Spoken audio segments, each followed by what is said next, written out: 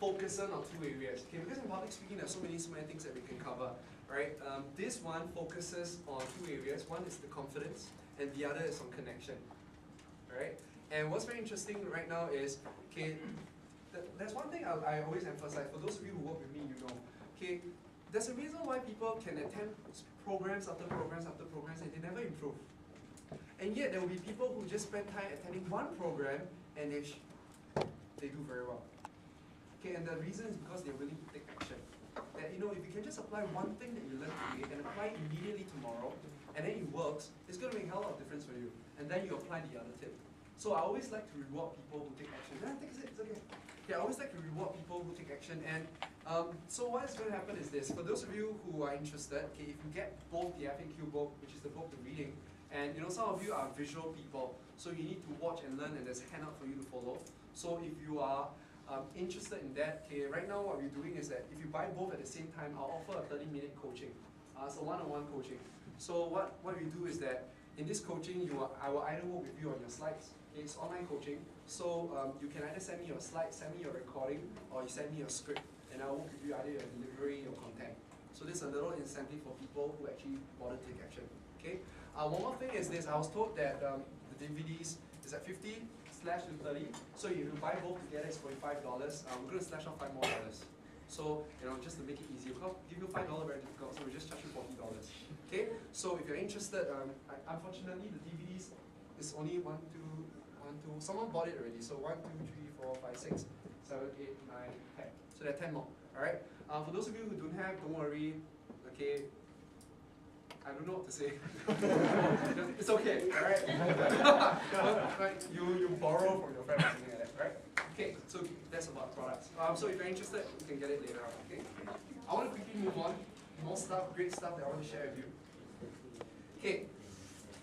So tip number 4, let's do a bit of revision, okay? The first thing that we have covered today is the objective of a presentation. There are the 3 R's. Can you remember what's the first R? First M, you got to make.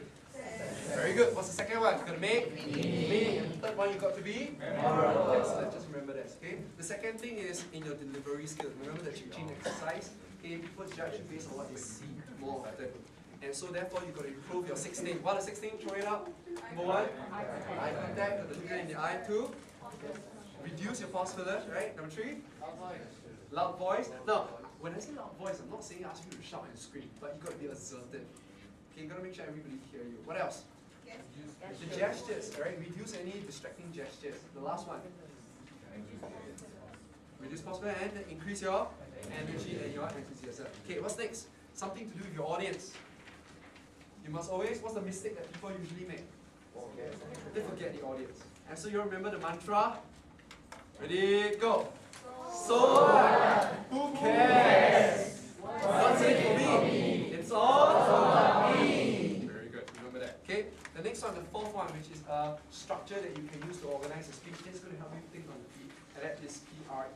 What does P stand for? Point. What does R stand for? E stand for. What does P stand for?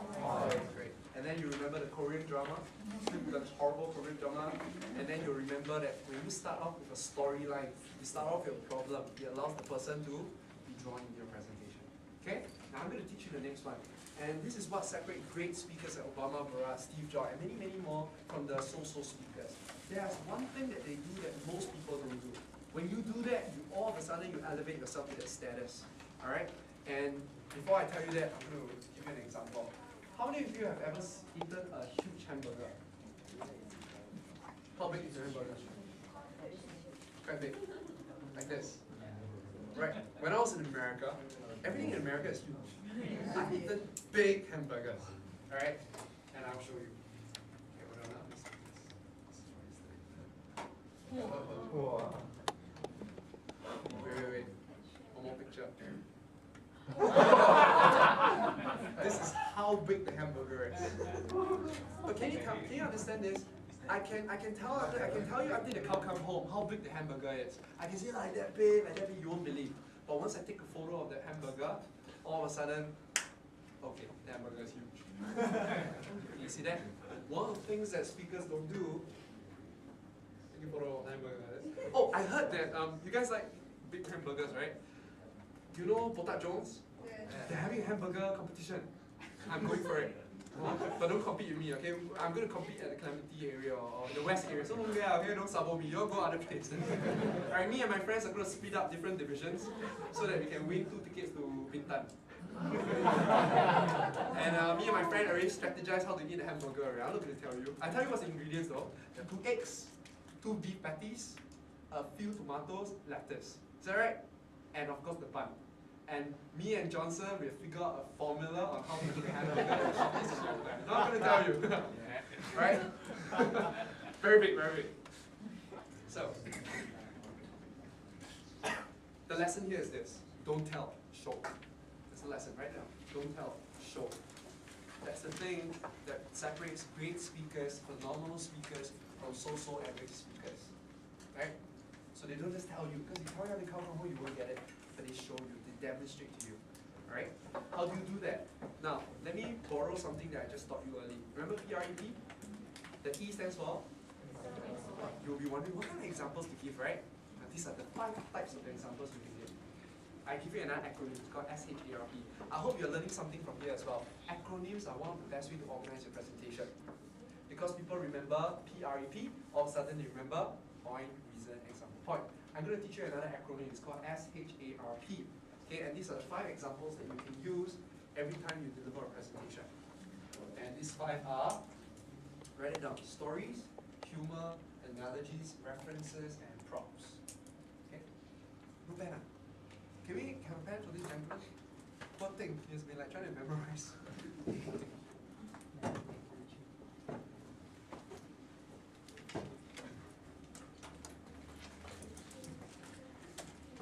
So if you realize it's PREP and then E, right, you pick one of them. So you can tell a story, for example, okay? And or you can give a bit of humor.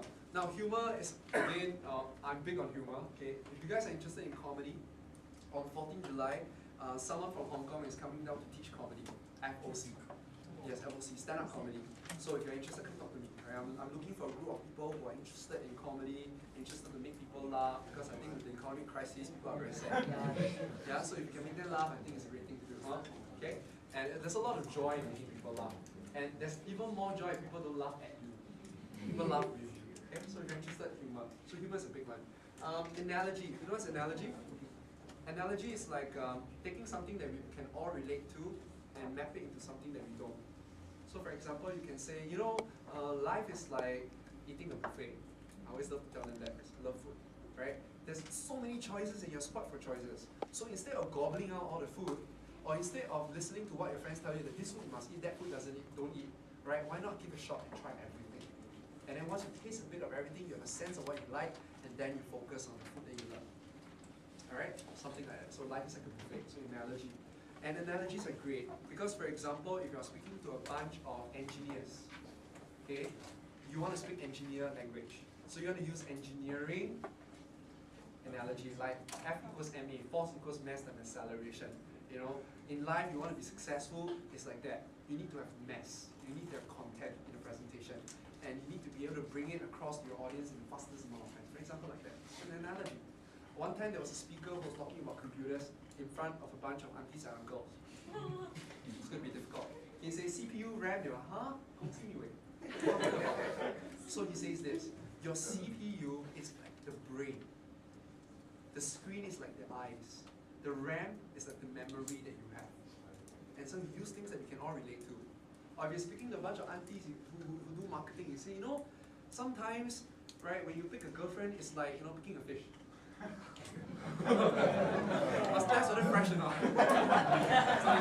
Okay, so you want to pick something that all of us can relate to and then map it. So when I talk to students, I always tell them life is like Dota. Because I love playing LAN games, I love playing Warcraft.